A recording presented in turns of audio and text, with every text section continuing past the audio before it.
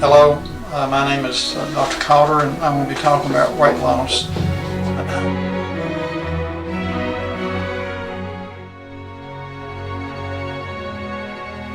First thing I want you to do is complete a detailed patient history of any medical problems and any history of weight loss attempts that you've made in the past. Then I perform a physical exam, and then I'll reduce on lab work. We want to look at any labs that may indicate problems due to obesity. That, of course, probably one of the first things to think about would be glucose, whether you may be diabetic or pre-diabetic. We would do a cholesterol profile to look at your LDL cholesterol, HDL cholesterol, triglycerides. We want to look at your liver enzymes to see if possibly you have a fatty liver. Maybe obtain a cortisol level to see if you have any excess cortisol causing obesity. Typically, patients may be on metformin for weight loss, and with that you may have a low vitamin B12. Obese patients have low vitamin D. We're going to check your thyroid function test, see if your thyroid is functioning normally, whether that's contributing to your weight gain. We're going to check your urinalysis, see if you're spilling protein or glucose in your urine. Female hormone levels, to see if they're in the right range. Also, women that are obese have a much higher incidence of PCRS, polycystic ovarian syndrome. Men have a higher incidence of hypogonadism or testosterone. We may do some other tests to look at your FSH, LH, prolactin, to look at maybe some metabolic problems in relation to vascular inflammation. We want to do a highly sensitive CRP or check your vitamin B12 folate levels, iron levels, see if you have any anemia. Or sit down and talk to you about what you desire weight loss program, what your goals are, how much weight you want to lose. Are those realistic attempts to lose weight? Is that a realistic goal? The cardiometabolic benefits from losing weight.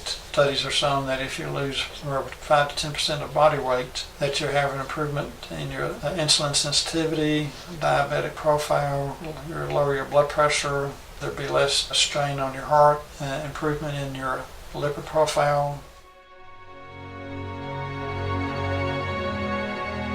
Obesity will lead to increased risk for heart attacks, strokes, blood clots, damage due to fatty liver, which can cause chronic inflammation and lead to inflammatory hepatitis, scarring, and then eventually cirrhosis. People that are obese have a much higher incidence of diabetes, and with the diabetes, you have multiple problems throughout your body that lead to a shorter lifespan.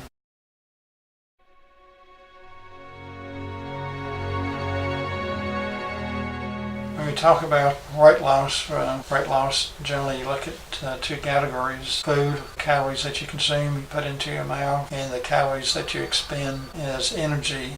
The energy that you expend generally is broken down into your basic metabolic rate. What's the average amount of calories it takes to sustain you in just a low level activity in life? And then additional calories do you expend with physical activity? Do you sit at a desk all day, or are you a construction worker doing a lot of physical activity, or are you an athlete expending thousands of calories daily? This information is that 3,500 calories is equal to 1 pound of fat. And when you start thinking about how we want to modify your diet, we're going to look at losing about 1 pound to 2 pounds of fat or weight per week. And when you lose weight properly, you lose most of that weight as fat, but you also lose some weight as muscle. Muscle is very important in function and keeping your body strong, which reduces injuries like falling. Exercise also keeps your bones strong, helps keep your mind sharp. So with losing weight, we will calculate generally what your basic metabolic rate, caloric consumption is, and then from there decide how many calories that we want to reduce your intake per day, what we call a calorie deficit. So if you're planning on maybe 500 calorie deficit compared to what you're doing right now, of course, 7 days will lead to 3,500 calories. And like I mentioned, 3,500 calories is 1 pound of fat. So if your normal caloric consumption, just to stay where you are, it's 2,000 calories, and you then consume a 1,500 calorie diet, then we'd expect you would then lose 1 pound of fat per week.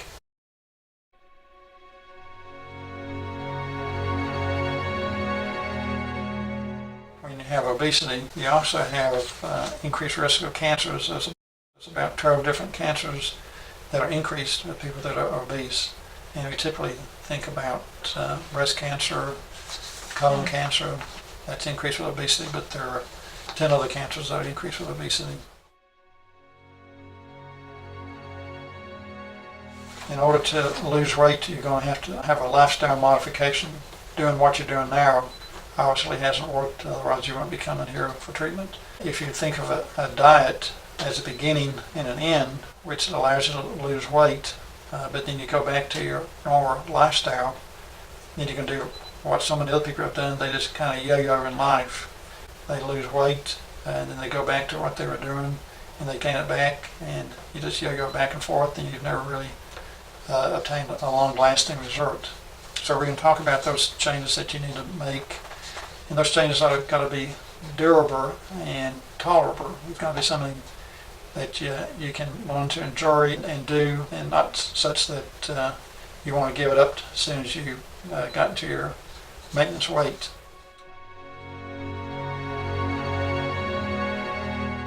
Studies have shown that your body is resisting your weight loss. If, let's say, you've gained from 150 to 250 pounds, your brain thinks that your weight of 250 pounds is normal because you've changed the chemistry in your brain. As you lose weight, let's say you lose from 250 to 220 pounds, brain then thinks that you're starving. That's about a lot of good research in the last 10 years demonstrating this. And studies tend to indicate that you have to maintain weight loss for about 1 to 2 years to reset your brain. When you're losing weight, your brain is telling you that you need to eat more, so it increases your food cravings and food thoughts. It also decreases energy expenditure. So you come home from work, and instead of working out at the gym, the body tells you where you're tired, it's been a rough day, you just need to sit down and relax today and not exercise. So your mind plays little tricks on you, drives your body to regain that weight that you're trying to lose. There are things that you can help set yourself up for success or set yourself up for failure in weight loss. One of the things that I realize myself, if I've got cookies or ice cream at home, my fingers are going to be on them. If it's not there, then I don't think about it nearly as much as if they're right there in the cupboard. And that's true with other things in life. So one of the things you can do is to set yourself up for success is to eliminate those foods that you have difficulty controlling. That will improve your ability to continue to lose weight. Of course, with weight loss, we talk about physical activity. Studies show that in order to lose weight and maintain weight loss, you need to exercise 30 minutes a day on average, so about 210 to 240 minutes a week, which averages out 30 minutes a day. And when I talk about exercise, we're talking about to the point where you're sweating and that you're barely able to talk when you exercise. So if you're walking around the mall with your girlfriends talking, that's not enough exercise. We also talk about maybe walking 10,000 steps a day, and that helps. But again, exercise to the point where you're sweating 30 minutes a day is good.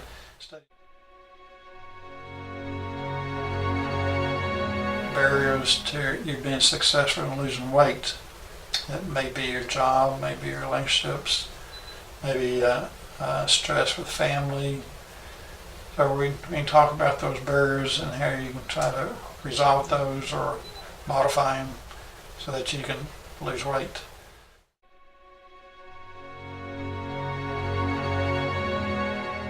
A lot of people eat food for comfort when they're bored, and we're talking about ways to help modify that. When you lose weight, how you can prevent a relapse. I don't expect somebody to be able to all of a sudden change their lifestyle and not ever make a mistake. That's not realistic. When people try to lose weight, they're going to make mistakes and they're going to regain some of the weight. But if you're motivated, look at maybe what caused that relapse, what motivated you to eat more than what you had set your goal for, and how you maybe can control that.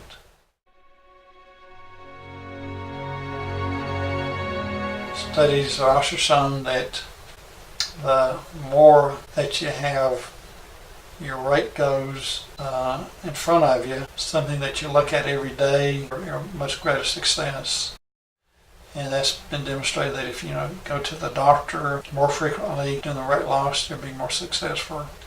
If you weigh yourself every day as opposed to once a week, you'll be more successful. If you are engaged with support groups, then you'll be more successful. Basically, what they're saying is that the more you're engaged in your weight loss, the more successful you're going to be able to achieve your weight loss goals. Part of that here at our weight loss program, that we're going to send out text messages and emails on a frequent basis to help encourage you to stay along with your weight loss program.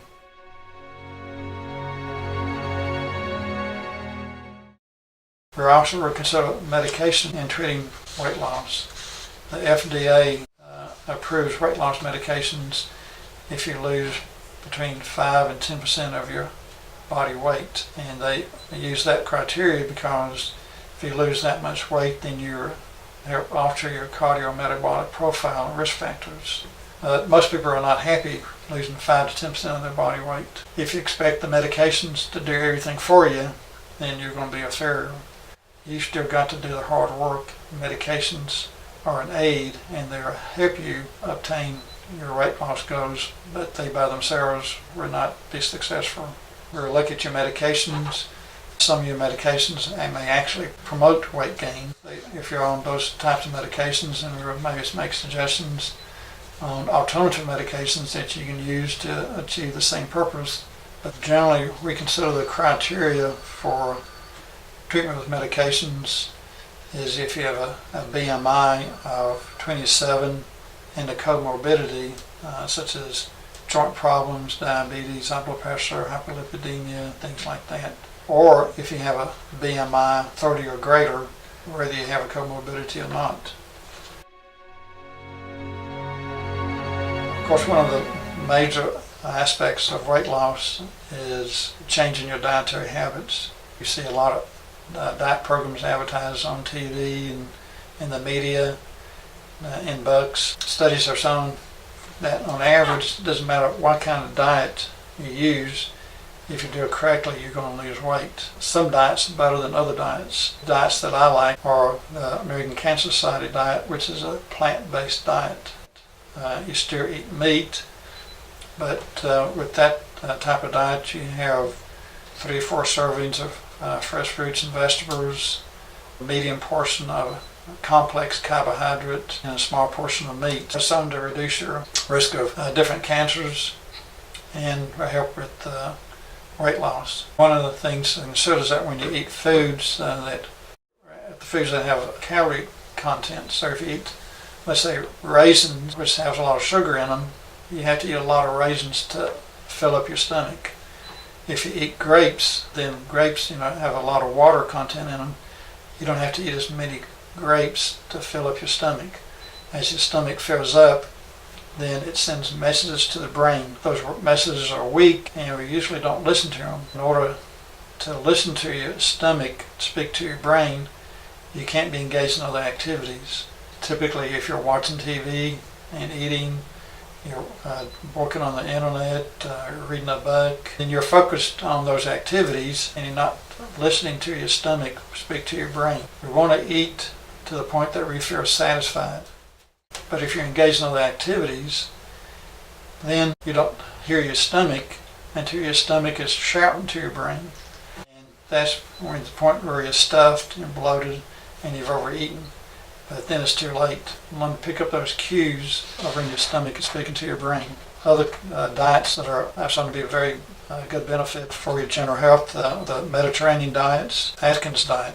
I'm not big on the Atkins diet because it includes a lot of animal fat. Animal fat is saturated fat, and that's what clogs up your arteries and leads to cardiovascular problems such as strokes and heart attacks and amputations. Plant fat is mono or polyunsaturates, and some of that fat is actually good for you, and like anything else in moderation. Probably the best diet to lose weight is a low carbohydrate diet. Your body prefers carbohydrates as an energy source. It's the most efficient way to obtain ATP, which is the energy source that your muscles and body uses to perform its metabolic processes. If you don't consume carbohydrates, then your body's got to obtain a different energy source, and that is your fat primarily, some muscle, and that's exactly what you want to lose. If you stick to a low carbohydrate diet, and particularly a 20-gram carbohydrate restricted diet, then the fat is going to melt off of you.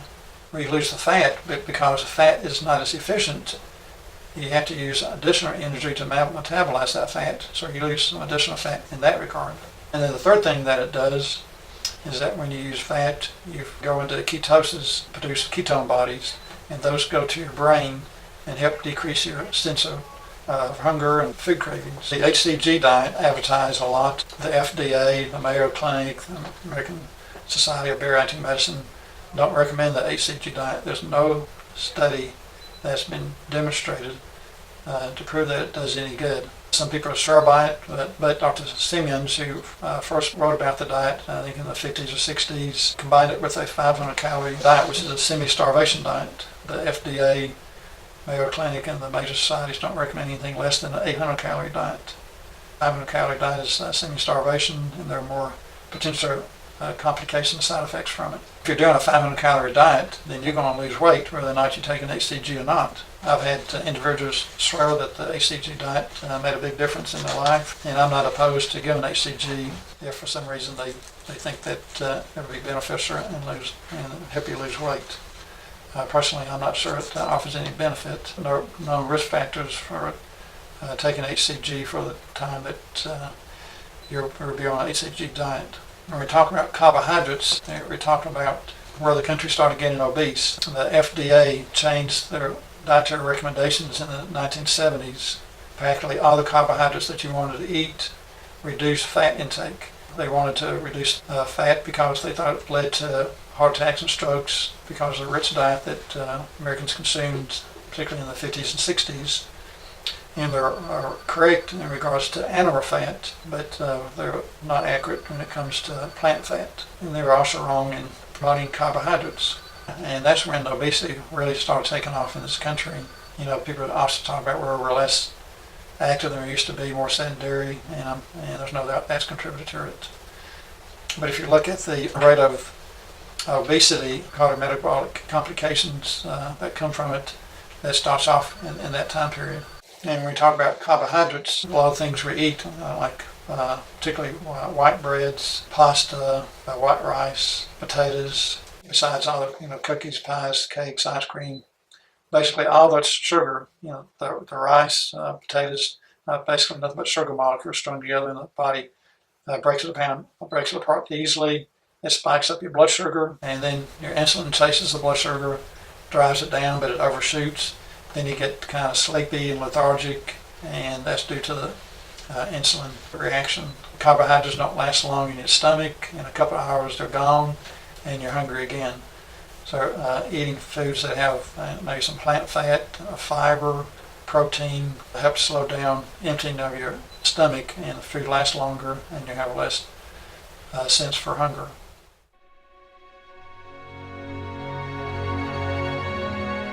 When people lose weight, notice that they lose more weight at the beginning of their weight loss program than later on. There's a lot of reasons for that, so you may end up reaching a plateau. If you're at reach a plateau, then we will assess what's going on at the time, look at your medications, maybe alter some of your medications, add a medication, look at some of the barriers that you have to maybe physical activity or other things to help change that plateau and have you start losing weight again.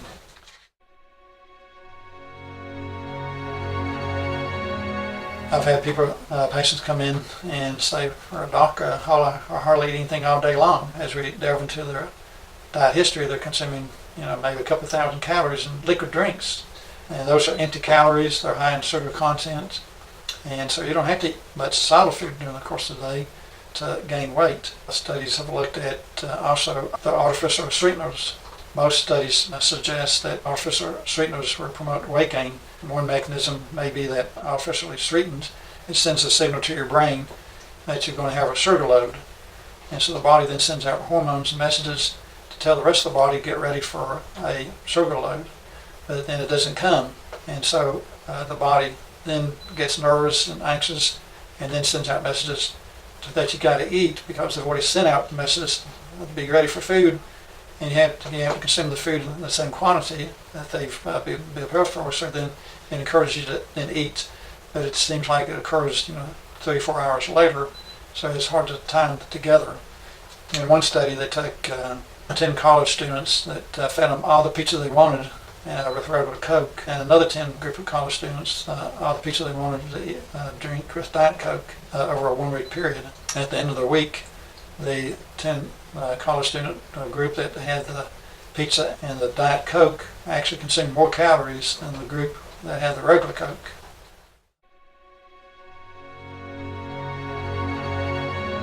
There's so many different factors that impact your ability to lose weight. What your response will be, how you're going to set your goals. So there's a lot of things we can do, but sometimes you can be overwhelmed with trying to do too much. So I think in the beginning, the best thing to do is pick out 1 or 2 things that you can focus on. One may be to get rid of all those diet drinks that you're drinking and just drink water or unsweet tea or some coffee with limited amount of sugar or creamer in it, and just get rid of those diet or regular soft drinks. Get rid of the juices, which a lot of juices have just as much sugar or more sugar than the regular soft drinks. So just focus on 1 or 2 things to begin with, and then as you master that, then we can add more things to help you be successful in losing weight. Another thing I want to talk about to help you achieve your weight loss success is to monitor your caloric intake. The old adage is we can't change what we don't measure. So if you're able to measure things, then you're much able to see where the problems or successes arise and modify your behavior. Everybody is better if they get feedback on their behavior. That's been shown in multiple studies. It's also an error that we always overestimate how much we exercise and we always underestimate how much we eat. And that's just a natural human factor. So if we're accurate in measuring how much we exercise and how much we eat, then we're better able to make modifications. So I recommend that you keep a daily log of your physical activity and of your caloric intake. I do that at least a month, maybe 2 months. And then as you do that, then you can probably cut back on that, and you can just look at something and have a very good idea what kind of calories you're consuming. The more you do that, the more you're focused on your weight goals. If you just look at that once a month, then you're not going to be focused on losing weight. And it's like anything else. If you're trying to learn tennis or trying to learn some kind of skill, the more time and effort you put into it, the more successful you're going to be at it. Another aspect of exercise is the type of exercise. And generally most people recommend you have both aerobic activity and resistance training.